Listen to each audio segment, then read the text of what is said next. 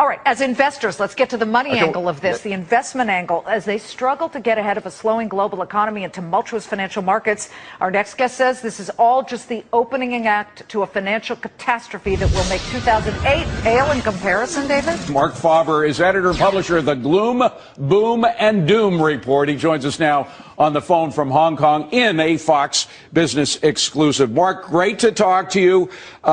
You say that a big one is coming. How big, and what is it going to be?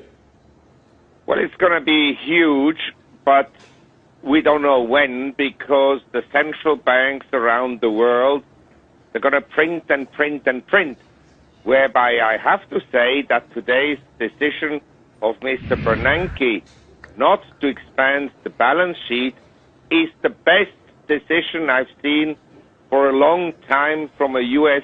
central banker. Interesting. And people say the stock market went down. Wow, I lost some money. But the dollar went up. Yeah. We are international investors. We want to see a strong dollar. Never mind the stock market. And that's what happened. We got a strong dollar in the wake of it, even though the market fell down. But here's a three-year picture. We're way up off the three-year lows. But you say we will revisit and see an even worse move to the downside. What would be the catalyst? And I don't know if you just heard the former Fed official Fred Mishkin here, but he said, and I quote, the Greeks just can't pay the goddamn money back. And Europe is a huge issue. Look, Fred, I like him. He's a nice man. He's an economist.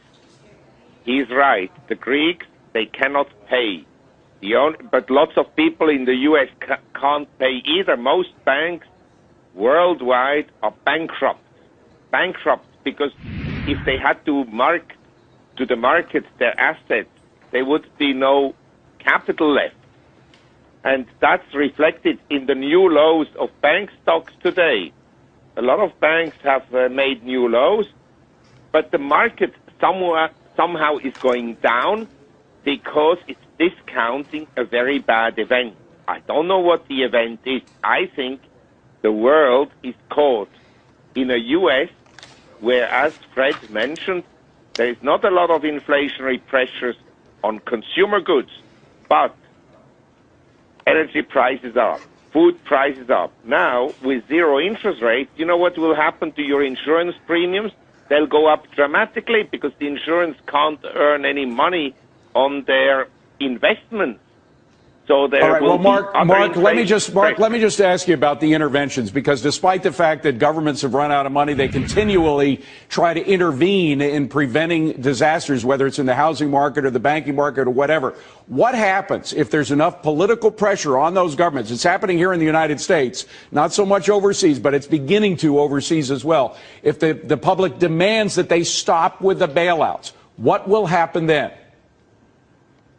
Well, the best would be that there would be no government intervention. But it's gone so far that to reduce the intervention and to lower the deficit will cause temporary pain. And believe me, we're not talking about economics here. We're talking about an election. And Mr. Obama, he wants to get re-elected. And he'll do anything to get the vote. And to get votes, you have to hand out things. So for the next, say, 12 months, on the fiscal restraint, nothing will happen. Afterwards, who knows? If he's re-elected, it will continue handouts, handouts, handouts. If he's not re-elected, who knows what the next president will do. Mark Faber, live from Hong Kong. We